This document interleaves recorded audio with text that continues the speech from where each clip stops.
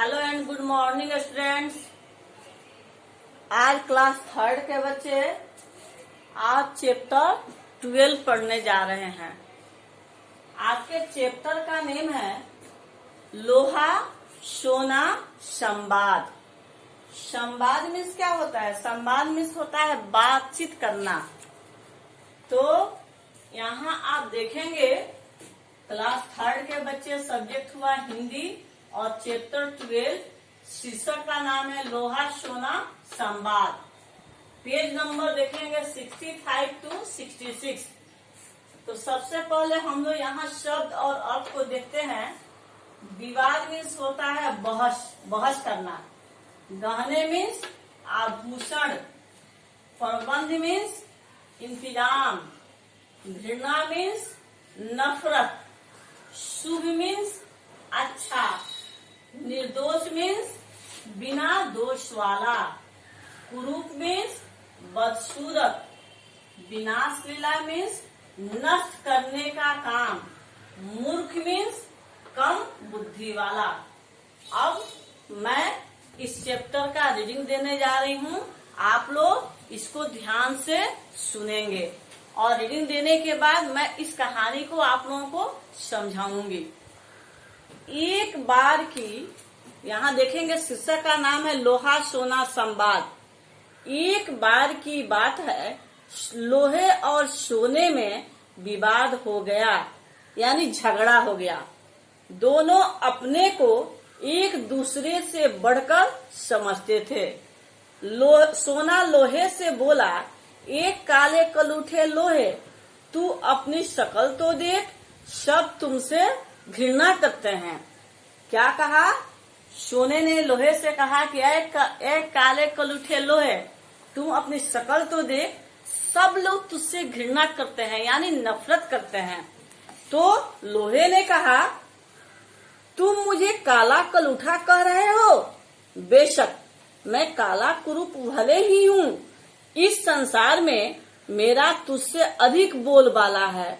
यदि मैं न होता तो संसार के देशों ने इतनी अधिक उन्नति न की होती।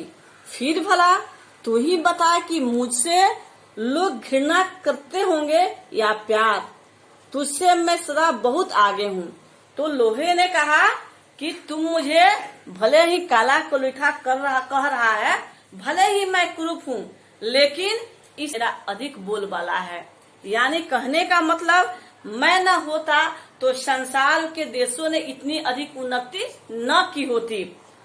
लोहा अपनी प्रशंसा करते हुए कह रहा है। सोना कहने लगा, मैं दुनिया के अमीर गरीब सभी लोगों के हाथ में शोभा देता हूँ। महिलाओं को तो मैं प्राणों से भी प्यारा हूँ।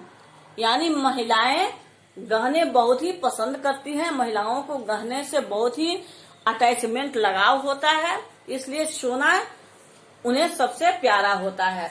लोहा बोला, जिन हाथों में तेरे गहने बनकर शोभा देते हैं, मैं उन हाथों में सुई से लेकर बड़ी बड़ी मशीन और पानी के जहाजों तक के रूप में रहता हूँ। लोहा कहा कि जिससे तुम गहने को बनाता है वो मैं ही हूँ, मेरे से ही गहने बनते हैं। एक सुई से लेकर के और बड़ी बड़ी जो मशीनें होती हैं, सब मेरे द्वारा ही बनाई जाती है। मैं संसार के लोगों की रोटी का साधन हूँ। सब उद्योग मेरे बल पर ही चल रहे हैं। सोना, तू हाथ में रहता है और मैं गले में। सोना कहा कि तू हाथ में रहते हो और मैं गले में रहता हूँ। मैं गले, कान, नाक, दांत, सिर और छाती पर गहने बनकर शोभा देता हूँ। सोना कहा कि तुम हाथ में रहते हो और मैं लोगों के गले में, कान में, नाक में और छाती पर, सिर पर गहने बनकर शोभा देता हूँ। लोहा बोला, जिन गहनों के रूप में बनकर तू इन अंगों में पहना जाता है, वे सब गहने बिना मेरे हथौड़े, एरन, आरी, कुड़िया, फुकनी और कैंची, चिमटी व अड्डा के नहीं बन सकते। चिमटी व अड्डा के नहीं बन सकते। तो यानी लोहा कह रहा है कि जो भी गहने तुम जो नाम रख रहे हो, एक सारे गहने मेरे हथौड़े, एरन, आरी, कुंडिया, फुकनी और कैंची, चिमटी और अड्डा के ही द्वारा बनते हैं, बिना उसके बिना नहीं बन सकते हैं। मैं अपने इन औजारों से तेरी नसें पीट पीट कर तुझे आदमी के मनचाहे रूप में ढालता हूँ। मैं क्या करता हूँ, इन सामानों से तुमको पीट पीट कर, तुम्हारे नशे को पीट पीट कर क्या करता हूँ, मैं मनचाहे रूप में उसे ढाल देता हूँ। सोना, मेरे बिना शादी ब्याह की नहीं होती, और कई जगह तो मरने पर भी 100 के मुंह में मुझे डालते हैं। सोना बोला कि मेरे बिना शादी ब्याह शोभा नहीं देती है, और यहाँ तक कि जो अमीर लोग होते हैं उनके यहाँ कोई अगर मर जाता है तो उस 100 के मुंह में सोना को डाला जाता है। अब देखिए, लोहा, शादी का कंगना मेरे छल्ले के बिना शोभा नहीं देता। छल्ले से ही कंगना बनाया जाता है, छल्ले में डालकर उसको सांचा दिया जाता है। मुकुट में मेरी ही सुई लगाना शुभ समझा जाता है। जब मुकुट बनता है तो उसमें सुई लगा दी जाती है ताकि किसी की नजर न लगे। सोना, मेरे बिना संसार का कोई देश तरक्की नहीं कर सकता। जिस देश के पास मैं जितना अधिक होता हूँ वह देश दुनिया का उतना ही धनी देश कहलाता है। मैं बड़े बड़े खजानों और बैंकों में रहता हूँ। आज संसार के देशों की उन्नति मेरे कारण हुई है। सोना कह रहा है कि मेरे बिना संसार का कोई देश तरक्की नहीं कर सकता। यानी जहाँ मैं रहता हूँ वह देश सबसे धनी समझा जाता है, और यह देश उतना ही धनवान कहलाता है। बड़े बड़े खजाने जो होते हैं वो बैंकों में, बड़े बड़े खजानों और बैंकों में मैं रहता हूँ। यानी मैं बहुत ही सुरक्षित और बहुत ही हिफाजत से रखा जाता हूँ। आज संसार के देशों की उन्नति जो है मेरे ही कारण हुई है। यानी सोना अपनी प्रशंसा इसमें कर रहा है, अपनी तारीफ करते हुए सोना लोहे को नीचा दिखा रहा है। फिर देखिए यहाँ लोहा क्या कर रहा है। लोहा कह रहा है, तुम जिन बैंकों और खजानों में रखा जाता है वहाँ अलमारी, तिजोरी और दरवाजे सभी मेरे लगे होते हैं। इन सब में ताले भी मेरे लगते हैं। इस प्रकार तू 24 घंटे मेरी जेल में रहता है। अब सोना कह रहा है किससे? लोहे से, कि तुम बैंकों और खजानों में जो रहते हो वो सब मेरे ही लोहे से ही बनते हैं। वे खजाने जो हैं, वहाँ जो अलमारी होती है, तिजोरी होती है, जो ताले लगते हैं, सब लोहे से ही बनते हैं। जहाँ तुम सेफ रहते हो, सुरक्षित रहते हो, वो सब मेरे से ही बनते हैं। इस प्रकार तुम जो है 24 घंटे मेरी जेल में रहता है। लोहा सोने से कह रहा है कि तुम अपने को बड़े कह रहे हो, लेकिन 24 घंटे तुम मेरे ही अंदर रहते हो, तो मेरे जेल में रहते हो। अब देखिए सोना क्या कह रहा है। सोना कह रहा है, मेरी कीमत मिलीग्राम में है और तेरी यानी कीमत मिलीग्राम में होती है, और तुम्हारा क्विंटल जिसे कहते हैं, क्विंटल में, यहाँ कुंतल और टनों में होती है तुम्हारी कीमत। लोहा बोला, मेरे सामने तेरी कोई कीमत नहीं। मेरे एक छोटे से पुर्जे की कीमत छोटी सी छोटी और बड़ी सी बड़ी मशीन के चलने पर मालूम हो सकती है। लोहा कह रहा है कि मेरी कीमत देखना है तो बड़ी बड़ी जो कारखाने हैं उसमें अगर छोटी से छोटी कोई औजार खराब हो जाती है तो वहाँ मालूम चल जाता है कि मैं कितना कीमती हूँ। सोना बोला, तूने बम, गोले और लड़ाई के खतरनाक सामान बनाकर संसार की विनाश लीला का प्रबंध कर दिया है।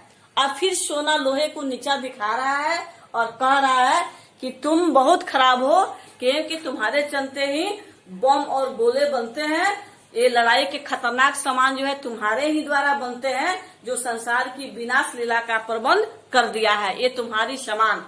फिर लोहा देखिए, लोहा क्या कह रहा है। लोहा कह रहा है, तेरे कारण रेल, बस, कार, घरों और बैंकों में डकैती पड़ती है। कितने ही निर्दोष लोगों को अपने प्राणों से हाथ धोना पड़ता है। यहाँ लोहा फिर सोने को कह रहा है कि तुम मुझे कह रहे हो विनाश लीला का प्रबंध मैं करता हूँ, तो तुम सुन लो कि तेरे ही कारण रेल, बस, कार या घरों में या यहाँ तक कि बैंकों में भी डकैती होती है। जहाँ लोगों को पता चलता है डकैतों की कि यहाँ सोना चांदी का खजाना है, वहाँ डकैती हो जाता है। तो क्या होता है, कितने निर्दोष लोग जो होते हैं उनको अपने प्राणों से हाथ धोना पड़ जाता है कि किसके कारण, इस सोने के कारण।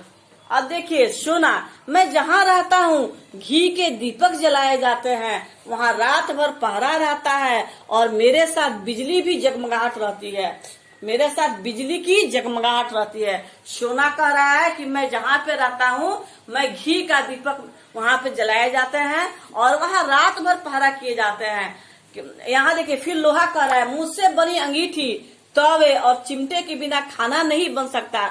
मैं न रहूं तो धनवान भी खाने के बिना भूखे मर जाएंगे। जीने के लिए सबसे क्या जरूरी होता है, भोजन। तो ये लोहा कह रहा है कि अगर मैं नहीं होता तो ये अंगीठी, तवे और चिमटे किससे बनते, जिससे खाना बनाए जाते हैं। और धनवान जो व्यक्ति है, धनवान से धनवान व्यक्ति भी खाने के बिना भूखे मर जाएंगे अगर नहीं मैं रहूं तो। फिर यहाँ देखिए सोना कह रहा है, मजदूर बड़े से बड़ा धनवान तक मुझे अपने घर में रखना चाहता है।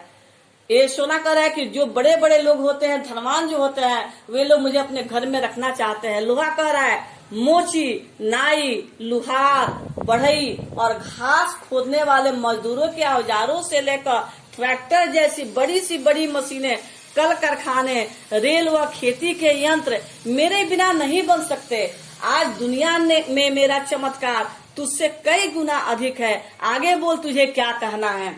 ये अब लोहा सब अपनी बातों को दिखाता है, कहता है कि ये तुझे सब चीज मेरे ही द्वारा बनती है। यहाँ तक कि मोची, नाई, लुहार, बढ़ई और घास खोदने वाले जो मजदूर होते हैं, ट्रैक्टर होते हैं, ये बड़ी बड़ी मशीनें और कल कारखाने, यहाँ तक कि रेल, ये सारी चीजें मेरे ही द्वारा बनती है। और आज दुनिया में मेरा चमत्कार कई गुना बढ़ गया है। लोहा अपने बारे में कह रहा है। अब कह रहा है सोने से कि तुम आगे बोलो कि क्या कहना चाहते हो। सोना आगे कोई जवाब न दे सका। अंत में सोने ने अपनी हार मान ली और लोहा जीत गया। ठीक ही कहा गया है कि अपने को बुद्धिमान तो सदा समझो, किंतु दूसरों को मूर्ख न समझो। दूसरे को मूर्ख कभी नहीं समझो।